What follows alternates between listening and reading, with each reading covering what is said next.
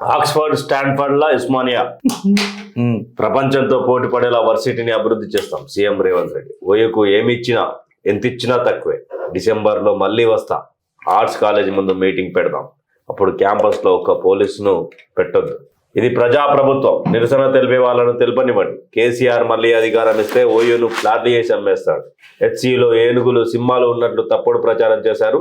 రాష్ట్రంలో ఏనుగులు సింహాలు లేవు. ఉన్న మానవ మృగాలు కూడా ఫామ్ హౌస్లోనే ఉన్నాయి. వాళ్ళ ఇంటిల్లి 10 మంత్రులు కావచ్చు, కానీ కోదండరాం ఎమ్మెల్సీగా ఉండొద్దా? కోదండరాంను 15 రోజుల్లో మళ్ళీ ఎమ్మెల్సీ చేస్తాం. 6 నెలల్లో 40,000 ఉద్యోగాలు భర్తీ చేస్తామని ప్రకటన. ఓయూలో హాస్టళ్ల భవనాలకు ప్రారంభోత్సవాలు, శంకుస్థాపనలు. ఠాగూర్ ఆడిటోరియంలో జరిగిన సభలో ప్రసంగం. ఉస్మానియా ప్రపంచంతో పోటీ పడేలా అభివృద్ధి చేస్తాం. ఓయూకి ఏమన్నాడు? ఏమిచ్చినా ఎంత ఇచ్చినా తక్కువే. స్టాన్ఫర్డ్ అనేది వచ్చింది. ఆక్స్ఫర్డ్, స్టాన్ఫర్డ్ భారతీయుడు. భారత రాజ్యాంగం ప్రకారము రేవంత్ రెడ్డి అనే నేను శాసనం ద్వారా నిర్మితమైన భారత రాజ్యాంగం పట్ల విశ్వాసం, విధేయత చూపుతానని అని చెప్పి ప్రమాణ స్వీకారం చేసినోడు. నలంద తక్షశిల లెక్క చేస్తా అని చెప్పి మాట్లాడాలి, కానీ స్టాన్ఫర్డ్, ఆక్స్ఫర్డ్ లెక్క మాట్లాడితే రేవంత్ అన్న నాకు అర్థం కాదు. ఇదా భారతీయత అంటే? అంటే తక్షశిల, నలంద నీ గర్వం కాదా? నీ భారత గౌరవం కాదా? నేను ఒక మాట అడుగుతున్నా రేవంత్ అన్న, మళ్ళీ ఆక్స్ఫర్డ్, స్టాన్ఫర్డ్ల నుంచే పీకుడు మొగోళ్ళు వస్తే, పీకుడు మొగోళ్ళే వస్తే, పీకే కట్టలే వస్తే, మళ్ళీ ఇలా అమెరికాల సుందర్ పిచ్చయ్య ఏడికైన వాయ్, పెద్ద పెద్ద డాక్టర్లు ఏడికైన వాయ్, ఈడ పోయి ఆడ సెటిల్ అవుతున్నారు కదా. అంటే నీ విద్యా విధానం చక్కగున్నదా, వాళ్ళ విద్యా విధానం చక్కగున్నదా? మళ్ళీ ఇలా నువ్వు నలంద తక్షశిల చేస్తానన్నా, లేక ఆక్స్ఫర్డ్, స్టాన్ఫర్డ్ అనాలా? ఇలా నువ్వు కేసీఆర్ని కింద తిడితివా? కేసీఆర్ని కింద తిట్టే మళ్ళీ నువ్వు మీదేం చేయబట్టివి? అదే మాట పడుతుంది కదా. నేను న్యూయార్క్ చేస్తానన్నాడు. న్యూయార్క్ ఎందుకు? నేను ద్వారకా లెక్క చేస్తానని ఎందుకనవు? కరెక్టే కదా.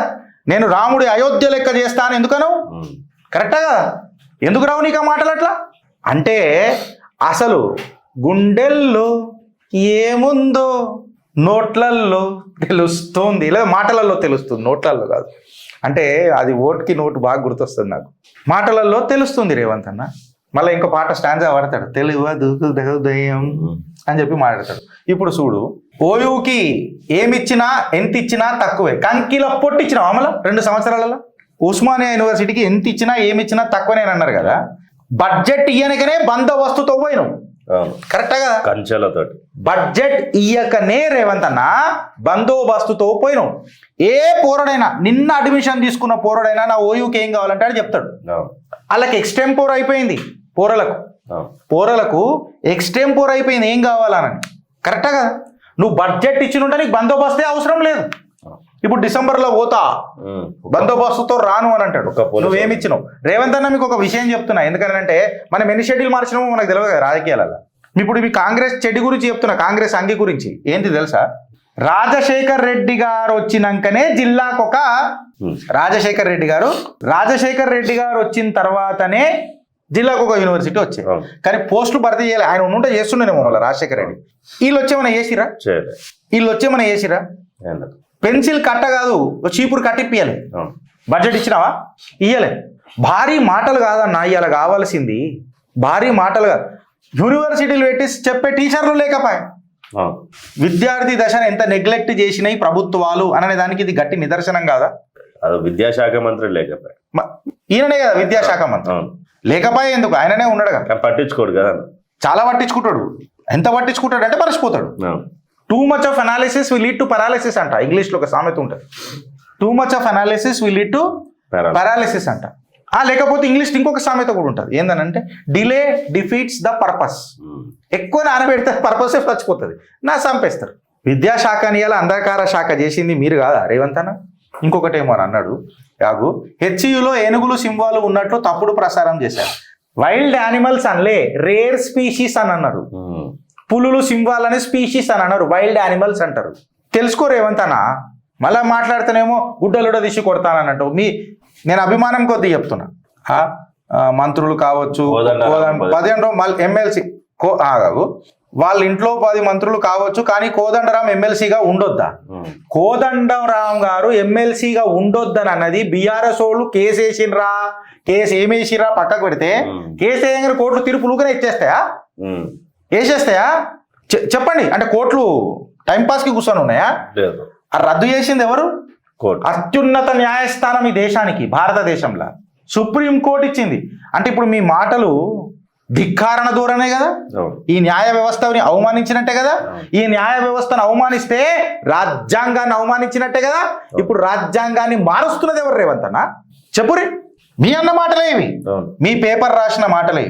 6 నెలల్లో మళ్ళా మీగా ఈ 6 గ్యారెంటీలు, 6 నెలలు, మళ్ళా 40 అన్న ఉదయ్ భాయ్ వీళ్ళు టీఎస్పీఎస్సీ నోటిఫికేషన్లు అవి చేసిరు కదా. వెనకటికి అవి కూడా కేసీఆర్ కదా నోటిఫికేషన్ ఇచ్చింది.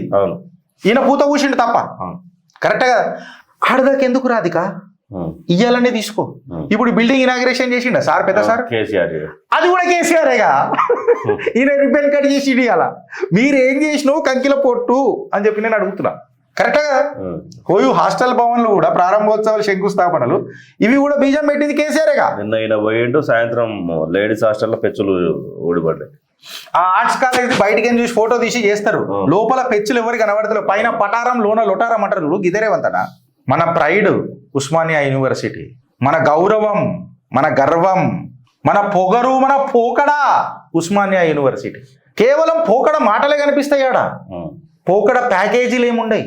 చదువు చెప్పే అసలు Guinness book record, world record ఎక్కొచ్చు మన హైదరాబాద్ ఉస్మానియా యూనివర్సిటీ. పాపం ఇప్పటిదాకా టీచర్లు లేని ఒక యూనివర్సిటీ ఏది అని అంటే ఉస్మానియా యూనివర్సిటీ. రాజకీయ నాయకులు ఎక్కుతారు, ఉస్మానియా యూనివర్సిటీ కూడా ఎక్కుతుంది. పాపం నిర్బంధాలు కూడా చేశారు. దాన్ని ఎంత దీనస్థితులు ఉన్నాయి, పరిస్థితులు ఆడ పోయి చూస్తే తెలుస్తుంది. వేరే దగ్గర పోయి డాక్యుమెంటరీ చేయాల్సిన అవసరం లేదు. కాంగ్రెస్ పాలనలో గరీబీ హటావు కాదు, గరీబోంకు హటావ్ అని అనే స్లోగన్ ఉంటుంది చూడు. ఉస్మానియా యూనివర్సిటీలో పోయి ఒక డాక్యుమెంటరీ చేయి ఉదయ్. ఆడ ఆర్ట్స్ కాలేజ్ ముందులో మొత్తం గార్డెన్ ఉంటారు అన్న. ఇప్పుడు మైక్ పట్టుకుంటే పోలీస్ స్టేషన్లో కేసు చేస్తారు.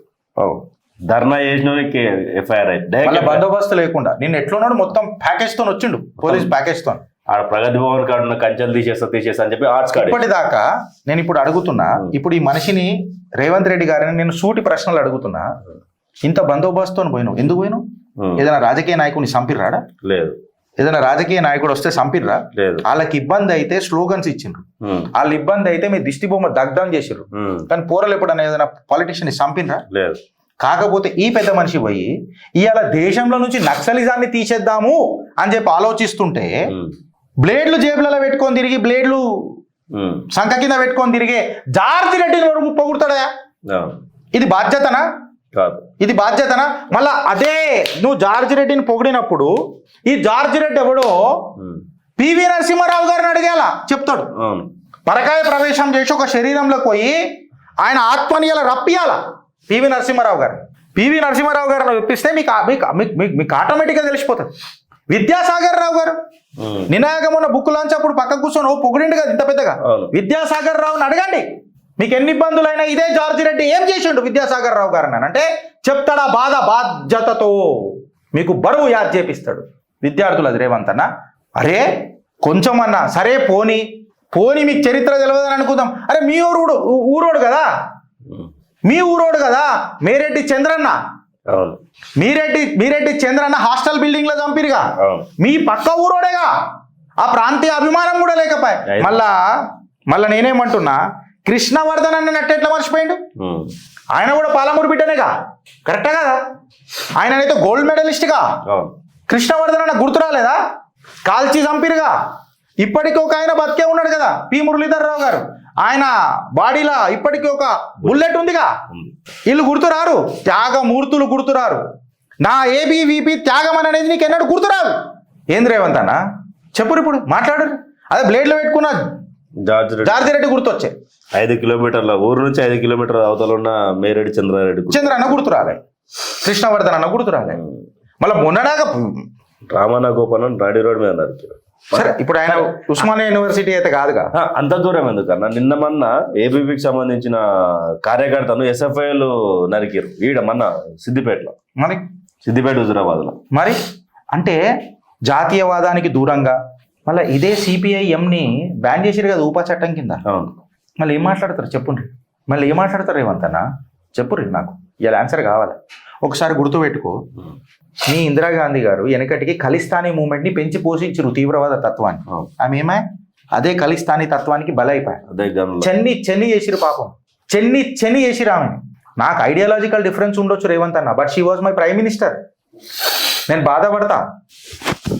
మేబీ కొన్ని దాంట్లో నాకు డిఫరెన్స్ ఆఫ్ ఒపీనియన్ ఉండొచ్చు. మేబీ నాకు మోదీ గారితో కూడా ఉన్నది కొన్ని difference of opinion when it comes to మన పర్సనల్ నోట్.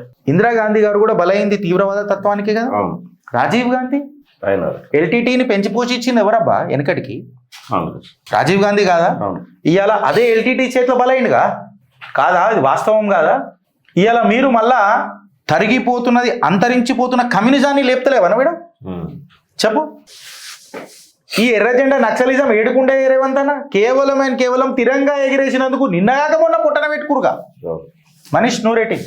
ఏం మాట్లాడతావు రేవంత్ అన్న? ఇప్పుడు నాకు చెప్పు. స్టాన్ఫర్డ్, ఆక్స్ఫర్డ్ అంట, నలంద, తక్షశిల గురించి మాట్లాడరు రేవంత్ అన్న. మాట్లాడతాం. జాతీయవాదం గురించి మాట్లాడతామే.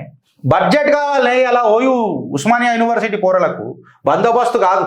నువ్వు బందోబస్తు లేకుండా మేము తీసుకోపోతామే బడ్జెట్ ప్యాకేజ్. నెక్స్ట్ టైం డిసెంబర్లో పోయేటప్పుడు 500 కోట్లు ప్యాకేజ్ ఇచ్చిపో. ఇగో ఇవన్నీ ప్యాకేజ్ అంటే చెట్ల మీద మళ్ళా మీ ఆవిరైపోయిన ఇస్తరాకులు లేక మీరు రాస్తావు చూడు, అట్లా కాదు రాతలు. అఖండగా ఇచ్చిపో, పోస్టులు ఫిలప్ చేసిపోవే. గీ ఐడియాలజీని ఇట్లా ప్రమోట్ చేస్తున్నారు అని అంటే మనం ఎర్రజెండా పట్టుకొని తిరగాలి మన ముఖ్యమంత్రి వాళ్ళు. కరెక్ట్గా కోదండరామ్ గారు బీఆర్ఎస్ వాళ్ళు తీసేసారు. బీఆర్ఎస్ వాళ్ళు తీసేస్తే నువ్వు తీసేస్తావా? అంటే ఇప్పుడు బీఆర్ఎస్ ప్రభుత్వం నడుపుతుంది, మీరా బీఆర్ఎస్? అంత ప్రేమ ఉంటే ఇప్పుడు అద్దంకి దయాకర్కి, విజయశాంతి గారికి వీళ్ళకి ఇచ్చినట్టు మరి ఆయనకే ఇవ్వచ్చు కదా. కోర్టు తీర్పులు ఇచ్చినాక కదా సంక్రాంతికి భారీ బందోబస్తు. ఇప్పుడు ఏంటంటే కేసీఆర్ గారు వల్ల నేను పోయినా అని చూపెట్టుకొని పోయి ఏం కట్టలు కట్టినాం మనమాట, చీపురు కట్టల పుల్లలు తప్ప ఏం లేవు. ఏడుకైనా కేసీఆర్ని తిట్టుడు ఇవి తప్ప ఏం లేవు. ఇంతే.